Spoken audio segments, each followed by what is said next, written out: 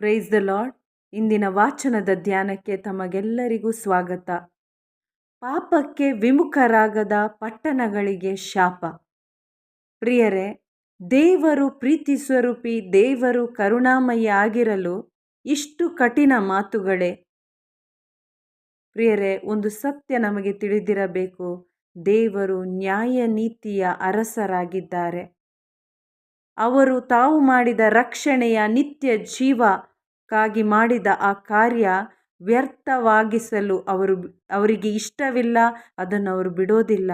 ಆದ್ದರಿಂದ ಅವರ ಶಿಲುಬೆಯ ಕಾರ್ಯ ಫಲಪ್ರದವಾಗಬೇಕೆಂದು ಬಯಸುವ ದೇವರು ನಮ್ಮನ್ನು ಅವರ ಅನುಗ್ರಹದಿಂದ, ನಮ್ಮ ಪಾಪಗಳನ್ನು, ನಮ್ಮಲ್ಲಿರುವ ಶಾಪಗಳಿಂದ ನಮಗೆ ಬಿಡುಗಡೆ ಕೊಟ್ಟು ನೀತೀಕರಿಸಲು, ಸರ್ವರನ್ನು ಉದ್ಧರಿಸಲು ಈ ಧರೆಗೆ ಬಂದು ಅವರು ಏನು ಮಾಡಬೇಕಾಗಿದೆಯೋ ಅವರ ಪುತ್ರ ಯೇಸು ಕ್ರಿಸ್ತರ ಮುಖಾಂತರ ಮಾಡಿದ್ದಾರೆ.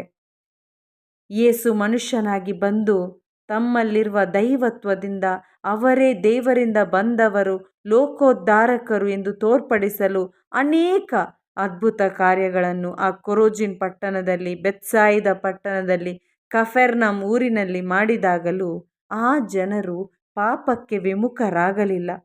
ದೇವಪುತ್ರನಾದ ಯೇಸು ಕ್ರಿಸ್ತರಲ್ಲಿ ವಿಶ್ವಾಸವಿಟ್ಟು ಹಿಂಬಾಲಿಸಲು ಅವರು ನಿರಾಕರಿಸಿದ್ರು. ಯೇಸು ಅವರ ಮುಂದೆ ಎಲ್ಲವನ್ನು ಮಾಡಿ ತೋರಿಸಿದ್ರು. ಅವರು ವಿಶ್ವಾಸಿಸುವ ಬದಲು ಯೇಸುವನ್ನು ನಿರಾಕರಿಸಿದ್ರು. ಅದಕ್ಕಾಗಿಯೇ ಅವರಲ್ಲಿ ಆ ಪಶ್ಚಾತ್ತಾಪದ ದೀನ ಮನೋಭಾವ ಇಲ್ಲದಿರುವುದರಿಂದ ಯೇಸು ಕ್ರಿಸ್ತರನ್ನು ಅವರು ನಿರಾಕರಿಸಿದ್ದಕ್ಕೆ, ನಿತ್ಯ ಜೀವದ ಮಾರ್ಗದಲ್ಲಿ ಅವರು ನಡೆಯದೆ ಹೋದಕ್ಕೆ ಅವರಿಗೆ ಯೇಸು ಹೇಳ್ತಾರೆ, ನಿಮಗೆ ಧಿಕ್ಕಾರ. ಪ್ರಿಯರೇ, ಈ ರೀತಿಯ ಖಂಡನೆಯ ಮಾತುಗಳು ಹೇಳಲು ಕಾರಣ ಅವರಲ್ಲಿ ಇರುವ ಆ ಒಂದು ಹೃದಯ ಕಾಠಿನ್ಯತೆ, ಅವಿಶ್ವಾಸವಾಗಿದೆ. ಯೇಸು ಅವರಿಗೆ ಶಾಪ ಹಾಕಿಲ್ಲ, ಹಾಕೋದು ಇಲ್ಲ.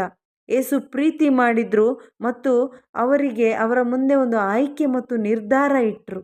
ಆದರೆ ಆ ಆಯ್ಕೆಯ ನಿರ್ಧಾರದಲ್ಲಿ ಅವರು ಅದನ್ನು ನಿರಾಕರಿಸಿದ್ರು. ಯೇಸು ತೀರ್ಪಿನ ದಿನ ದೇವರಿಗೆ ನಾವು ಸೇರಿದ್ದೇವೋ ಇಲ್ಲವೋ ಎಂಬುದಾಗಿ ನಿರ್ಧಾರವಾಗುತ್ತೆ ಎಂಬ ಎಚ್ಚರಿಕೆಯ ನುಡಿಗಳನ್ನು ಆ ಪಟ್ಟಣಗಳಿಗೆ ತಿಳಿಸಿದ್ರು.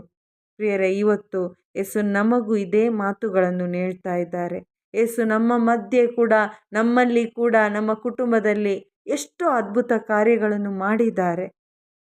ಇವತ್ತು ನಾವು ಕೇವಲ ಅದ್ಭುತಕ್ಕಾಗಿ ಅಥವಾ ಆಶೀರ್ವಾದಕ್ಕಾಗಿ ಅವರನ್ನು ಹಿಂಬಾಲಿಸೋದಲ್ಲ, ಬದಲಾಗಿ ದೇವರು ಮಾನಸಾಂತರದ ಜೀವಿತ ನಮ್ಮಿಂದ ಬಯಸ್ತಾರೆ.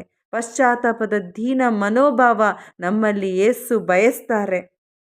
ಚೇಂಜ್ ಆಫ್ ಲೈಫ್ ಯೇಸು ಬಯಸ್ತಾರೆ. ನಾವು ಪಾಪಕ್ಕೆ ವಿಮುಖರಾಗಿ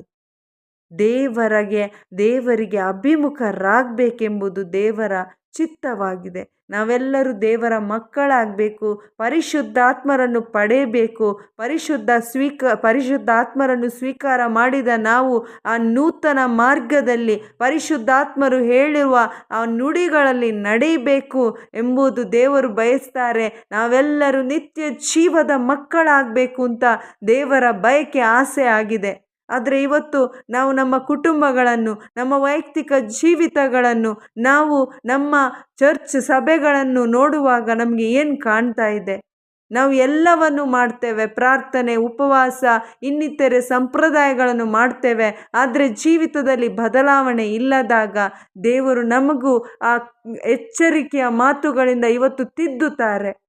ಪ್ರಿಯರೇ, ಈ ತಿದ್ದುವ ಮಾತುಗಳನ್ನು ನಾವು ಸ್ವೀಕಾರ ಮಾಡೋಣ.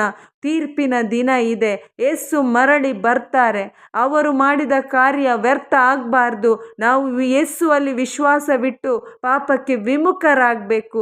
ದೇವರಿಗೆ, ಯೇಸು ಕ್ರಿಸ್ತರಿಗೆ ಅಭಿಮುಖರಾಗಬೇಕು. ನಾವೆಲ್ಲರೂ ನೂತನ ಸೃಷ್ಟಿಯಾಗಬೇಕು. ನಾವು ಅವರ ಬರೋಣಕ್ಕೆ ಸೌಂದರ್ಯವತಿಯಾದ ಕನ್ಯರಂತೆ ತಯಾರಾಗಬೇಕು. ಅಂತರಂಗ ಶುದ್ಧಿ ಆಗಬೇಕು ಮತ್ತು ಪರಿಶುದ್ಧ ಜೀವನ ನಾವು ಜೀವಿಸುವಾಗ ನಾವು ಖಂಡಿತ ಯೇಸು ಕ್ರಿಸ್ತರಿಗೆ ಮಹಿಮೆಗೊಳಿಸುವ ದೇವರ ಮಕ್ಕಳಾಗಿರುತ್ತೇವೆ. ಈ ಕಾರ್ಯಕ್ಕಾಗಿ ಪ್ರಿಯರೇ, ನಮ್ಮನ್ನೇ ನಾವು ಸದಾ ನಿರತರಾಗೋಣ. ದೇವರ ಬಯಕೆಯಂತೆ ನಮ್ಮ ಜೀವಿತಗಳು ಮಾರ್ಪಾಡಾಗಲಿ. ಆಮೇನ್. Praise the lord.